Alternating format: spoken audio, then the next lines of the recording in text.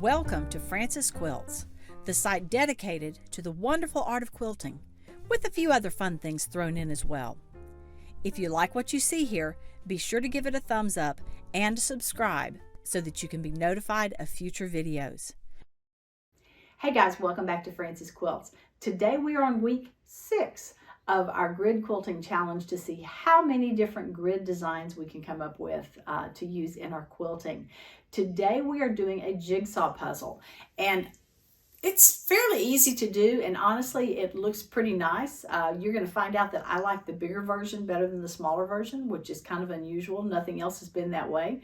But let's just go and look at it and see how it works.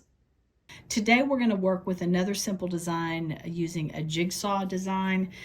It has a lot of straight lines with just simple curves in it, but there is some traveling we have to deal with, so that's the only thing I don't like about it.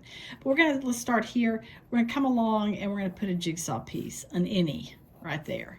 Then on the next line when we get across, we're just coming straight across, we're going to have an outie, and then an innie. Now these don't have to always be right in the center, and they don't always have to be the same size. They can be different sizes and shapes. That's not going to hurt. Actually, that one should have been more like that. We don't want to close it off. We want it to have an opening there. So we're going to come here and then come up. Now this time we are going to do the opposite of what we did last time. So we have this. Since this one was in here, this one will also be in here. Out.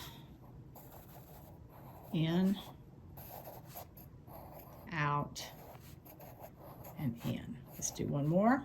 Come up here, come across, and this is going to be, oops, you can't really see that, can you? Anyway, this is going to be an out, an in, an out, and I'm saying out and in, but I guess it depends on which direction you're traveling from.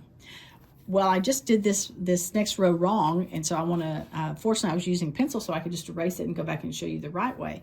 So we've gotten up to here. When we come down here, we're going to look, and these two are both going out, so we want this one to go in. And then we're going to come down here, and if this was continuing design on this side, it'd be out this way and then here. Now when we come this way, we're going to travel over that line that we just did. And we'll come here, and because this one is an out, this one's going to be an out. And here, we're going to go into the square. And then here, when we get here, we're going to travel along here and come back. This one's an out, so this one is going to be coming out like that. And again, I'm saying in and out. I know what I'm talking about. You may be thinking right and left, which is just fine. So that one goes that way, so this one will go this way. That's how I'll solve it. I'll just quit calling directions at all. Whoops, sorry. Don't do that. Here. It's that way, so we're going to go the opposite. Down, in, down. So you get the idea there of what the piece is going to look like. Hopefully it's going to look better than that when I'm actually doing it on the fabric, but let's try it and see. Travel along. Make a hook in there, hook down here, up. Let's make this one a little bit different, down like that, and over. Rather than having a solid line here, I think I'm actually going to do a little advanced looking and realize that this one, because this one is out, that one's going to be out. That means this one needs to come in. So I'm going to go ahead and do that little hook as I go along.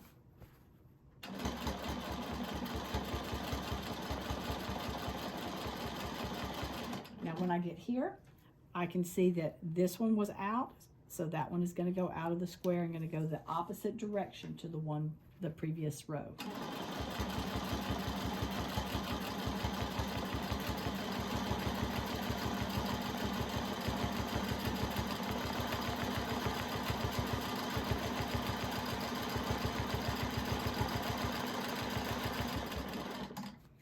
All right, same thing. I'm going to come up here.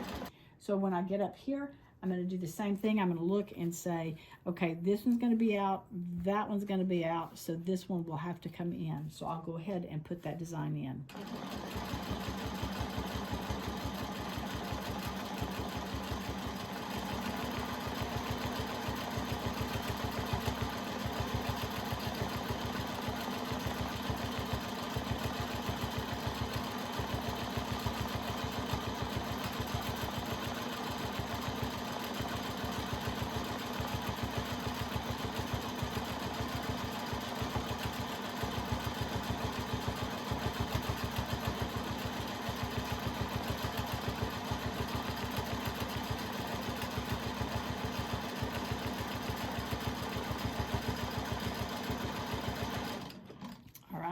this one right here. Now, this time when I'm coming down, I'm going to leave, I'm not going to do any hooks out this way. I'm going to assume that that's the end of the puzzle right there. So I'm just going to come down a little bit. I can see that this one, because it has 2 going in, it does not need a hook anywhere on there. So let's keep going down. That one I've already done, but actually no, let's just go straight down because we're ending off the edge of that puzzle. So there really isn't anything else to do in that one. Now this one, let's end off the edge of the puzzle here as well. So we can go straight across. And we start up. And this one, these are both inside. So that means this one is going to go the other direction, out like that. And again, once we get that first one, then we're set because all the rest of them are just going to mirror image the one that you've done previously.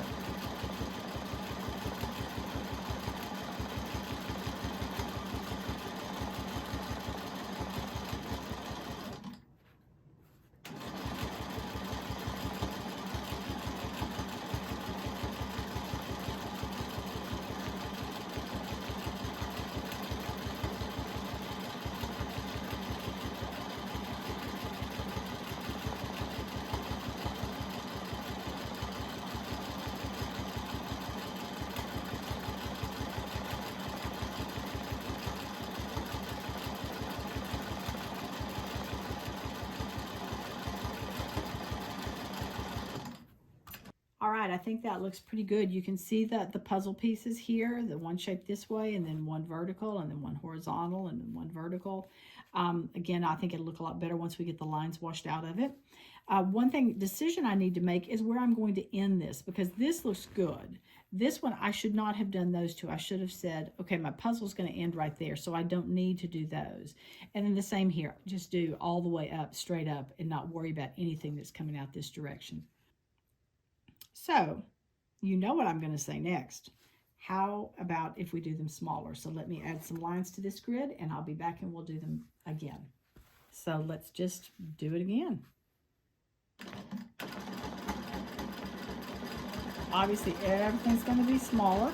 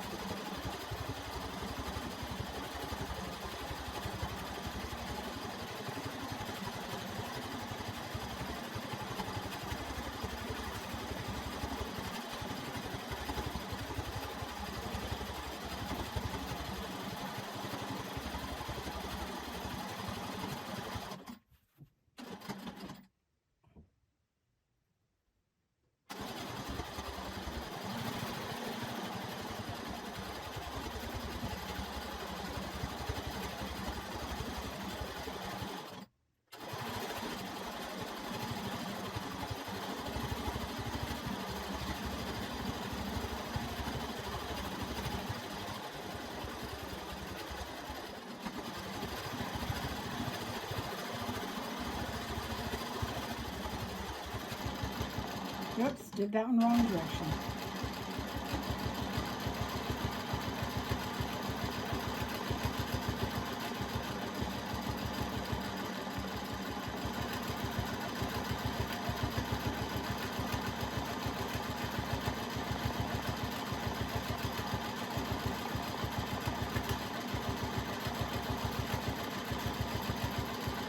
And consequently, I did that one the wrong direction.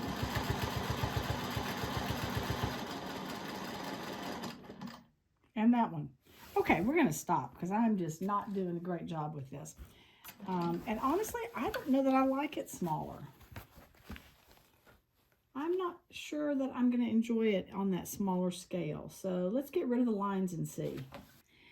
Here it is with the line spritzed out of it. Obviously, I got in a hurry over here and wasn't concentrating on what I was doing. So we're just going to skip that little section right there and look at this part right here.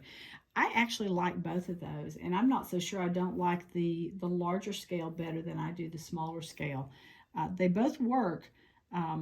And they're pretty easy to do. Again, you just have to think about where you're actually going to cut things off, and if you want to have a line going across this right here, or do you want always to have that being open? So again, you just have to think about some logistics like that, but it's an easy design and it certainly goes fast. Here's the back. Let's just have a quick look at it. Same thing. I think I actually like the larger one better, which surprises me because normally I like it smaller, but I think it is more effective in that larger size. So again, pretty easy design. I think it works. Well, you can tell I got in a little bit of a hurry there at the end and started messing things up. That's a good lesson for us to learn, that when we try to hurry with things, we're going to tend to make mistakes. So it's better just to slow it down and take your time and come back to it another time. But that's one of those do as I say and not as I do lessons, because obviously I just did the wrong thing.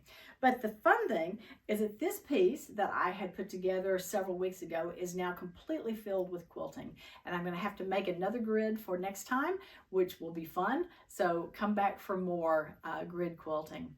And if you are thinking about ruler quilting, or you're just getting started with it, or maybe you've been quilting for a while but you're worried about it, or it's not working well, I encourage you to check out my new course called Keeping It Straight: 8 Ways to Use a Straight Edge Ruler. Straight edge ruler, you can do a whole lot with it, and it is definitely the gateway ruler into ruler machine quilting.